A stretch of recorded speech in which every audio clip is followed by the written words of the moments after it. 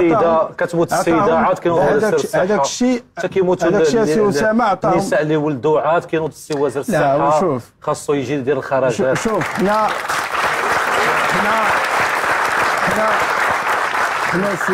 سي اسامه زعما صراحه ما كاينش شي مغربي ولا شي مغربيه اللي تاثر، ولكن خصك تعرف ان هذاك الشيء اللي وقع في اكادير راه ماشي وقع اليوم، راه كان تيوقع هذه 4 سنين وهذه 10 سنين وهذه 5 سنين. انتم اللي مسؤولين دابا، ولكن حنا مسؤولين وما تخبيناش. وزير الصحه ووزير التعليم المجهود اللي تيقوموا به وهذا الشيء اللي وقع عطاهم فرصه باش يدخلوا يوضحوا للمغاربه المجهودات اللي تيقوموا بها. وانا نتمنى زعما شخصيا كنت نتمنى لو كان عندهم اكثر تاع الوقت، يعني الولايه باقي فيها ملي بداو هما تعينوا بقات لهم عام ونص، ولكن فاقوا معطلين داكشي علاش ما بقاش عندهم لا فاقوا بكري. لا ما فاقوش بكري والعام الاخر عاد فكسوا فيه. شوف انا بالنسبه لهم ما جبتيش الخبر. لا معطلين وكنفكسوا بكري ما كانش يوقع كاع داكشي اللي وقع الحكومات السابقه الشباب وداكشي كامل. حنا كنهضروا دابا على داكشي ديال دابا. شوف كون فكسوا بكري ما كانش غير الصداع كامل. العام الاخر ما بقى لكم، ما كانش حتى عام باقي لكم الانتخابات، عاد فاقوا كيدوروا الجولات ديال التمثيليه وكيرجعوا. دابا سي اسامه سي طارق،